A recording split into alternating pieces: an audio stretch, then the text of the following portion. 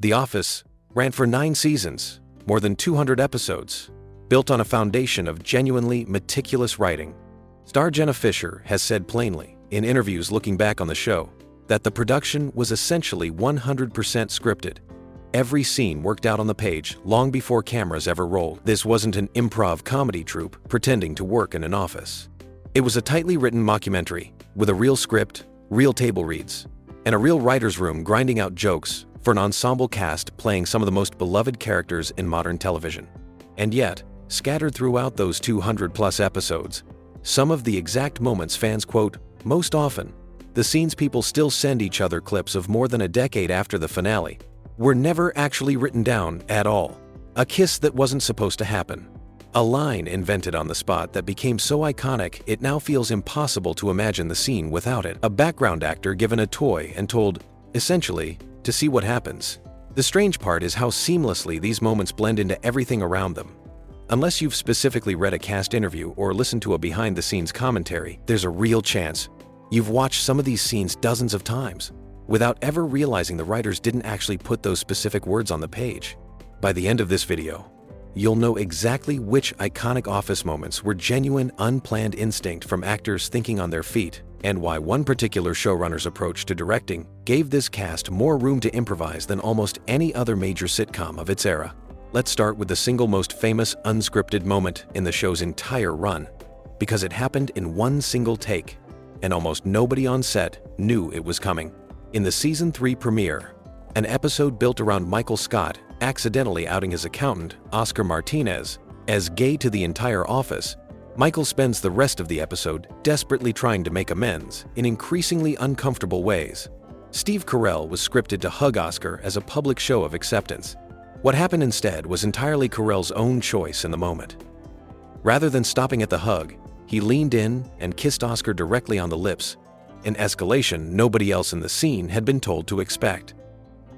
Oscar Nunez, the actor playing Oscar, later explained in an interview that the moment wasn't in the script at all, and that the scene itself had been feeling flat before Carell's improvised choice gave it the jolt of genuine discomfort the episode needed. According to Nunez, only Carell himself knew it was coming, and the entire cast's shock in that moment was completely real, captured in a single take precisely because nobody wanted to risk losing that authentic reaction by attempting it twice. That instinct, understanding a character so completely that departing from the script actually made scenes better rather than riskier, shows up again and again across the show's run.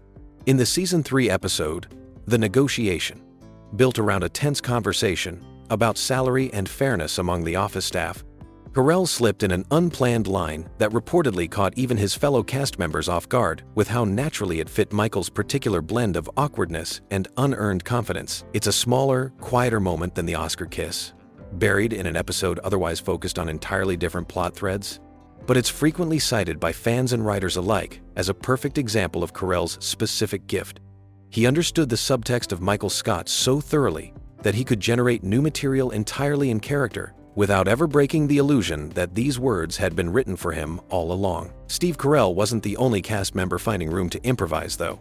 Rainn Wilson, who played the relentlessly intense Dwight Schrute, developed his own reputation on set for turning small props into opportunities for spontaneous comedy. During the filming of an early episode centered on the Office's own Mock Awards ceremony, Wilson was handed a small electronic keyboard as a prop and given essentially no specific direction on exactly when or how to use it.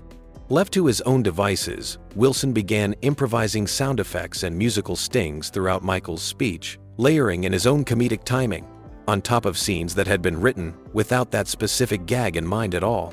Co-star Angela Kinsey later described the experience of handing Wilson a microphone or a prop like that as something close to giving a small child a toy and simply waiting to see what happened.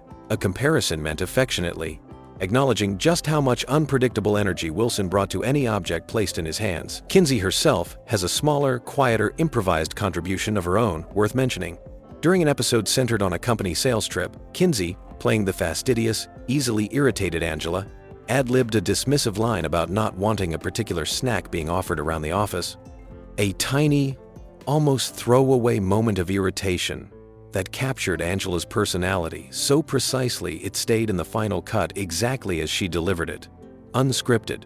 Some of the show's best unplanned material came not from actors adding new lines, but from actors simply being unable to stop laughing at each other. During the filming of the episode built around the office's Secret Santa gift exchange, a scene requiring an overweight coworker to awkwardly sit on Michael Scott's lap while playing the role of department store Santa produced genuine, visible laughter from several cast members watching just off to the side, including Ed Helms and Mindy Kaling, both of whom can be seen in the finished episode struggling to keep composed reactions rather than fully breaking character.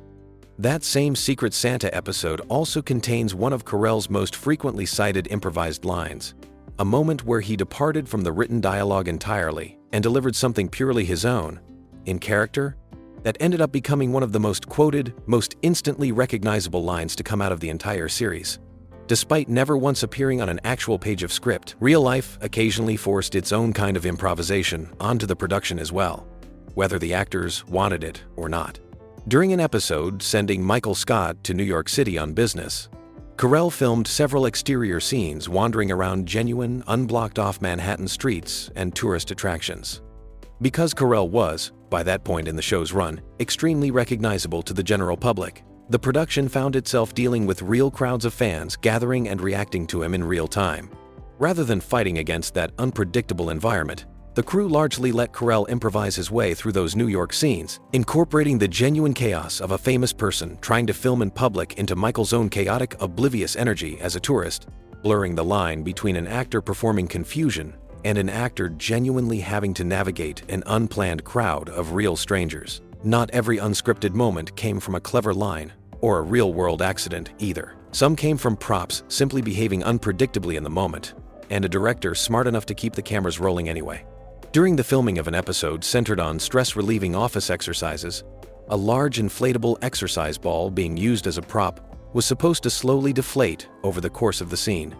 Instead, on the specific take that ended up in the final episode, the ball behaved completely differently than planned, and rather than calling for another take to correct the mistake, the production simply kept the footage, letting the genuine, unpredictable physical comedy of the malfunctioning prop become part of the finished scene. There's also a specific, quieter category worth mentioning. Actors visibly failing to stay in character entirely. Moments so genuinely funny in the room that even trained performers couldn't hold their composure. During one episode involving Michael performing an exaggerated physical impression of a flasher for the horrified benefit of his co-workers, John Krasinski, playing the perpetually deadpan Jim Halpert, can be seen clearly struggling not to break into real, unscripted laughter at Carell's performance. A moment of pure human reaction that the editors chose to keep in rather than cut around. Creed Bratton, playing the show's oldest and most mysterious employee, occupies an entirely unique category within this discussion, one worth pausing on separately. Creed's character was, by design, built loosely around the real Creed Bratton's own eccentric personality and background as a former musician, and writers reportedly gave him unusually wide latitude to bring his own bizarre tangential thoughts into scenes, often with only minimal grounding in whatever the actual written scene was supposed to be about. That specific arrangement, a character whose entire comedic identity was partially built around genuine improvisation rather than tightly scripted dialogue, made Creed something of a standing exception to the otherwise disciplined, page-first approach the rest of the writer's room maintained for the other 8 seasons of characters. So why did this particular show, despite being built on such a genuinely disciplined, heavily scripted foundation, end up leaving so much room for these unplanned moments to survive all the way into broadcast episodes? Part of the answer comes down to the show's mockumentary format itself. Because The Office was designed to look like a real documentary crew capturing real, unguarded behavior inside an actual workplace, a certain amount of loose, naturalistic imperfection wasn't just tolerated, it actually reinforced the show's entire visual premise. A slightly too long pause, a genuine reaction shot, an actor's unscripted glance at the camera, all of it fits seamlessly into a format explicitly designed to feel unrehearsed in the first place, giving directors far more creative permission to keep an accidental moment in the final cut than a traditional, more polished multi-camera sitcom might have allowed. Ed Helms, playing the excitable, often overconfident Andy Bernard, brought his own background in sketch and improv comedy to bear on the character in ways that occasionally surprised even his fellow cast members. Andy's tendency toward long, rambling, self-aggrandizing tangents gave Helms a naturally wide lane for adding small, spontaneous flourishes to already written scenes, extending a bit slightly longer than scripted, or finding one additional beat of awkward enthusiasm that hadn't originally been on the page. Contributions subtle enough that they often blended seamlessly into Andy's already over-the-top written dialogue, rather than standing out as an obviously separate addition. Directors rotating through the show over its 9 seasons played their own quiet role in how much improvisation actually made it to air. Certain episode directors, including Paul Feig, who went on to build an entire film career, partly defined by loose, improv-friendly comedic sets, were reportedly known among the cast for actively encouraging actors to try alternate lines after completing a scripted take, treating the written script as a strong, reliable foundation rather than a rigid, unbreakable rulebook. That directing philosophy meant certain episodes simply had more opportunities baked into their shooting schedule for an actor's instinct to override the page, depending entirely on who happened to be behind the camera that particular week. There's also something to be said about how deeply this specific cast came to understand their characters over 9 full seasons. When Carell improvised the Oscar kiss, or invented an unplanned line during a tense salary negotiation, he wasn't simply making something up at random. He was drawing on years of accumulated, lived-in understanding of exactly how Michael Scott's insecurity, desperation for approval, and complete lack of social self-awareness would actually manifest in any given moment, an understanding so thorough that new material could emerge naturally from the character himself, rather than needing to be manufactured word by word on a page beforehand. It's a genuinely useful reminder about what actually makes a sitcom feel alive, decades after the writer's room is closed for the night and the cameras have stopped rolling. All the careful architecture, the meticulously plotted storylines, the joke structure, the character engineering discussed elsewhere in exactly this kind of analysis, none of that gets replaced by moments like these. But every so often, on a show confident enough in its cast to let the cameras keep rolling a little longer than planned, something funnier than anything written on the page simply happens anyway. And the difference between a good sitcom and a genuinely beloved one often comes down to whether anyone in the room was paying close enough attention to keep it, close enough attention to keep it, close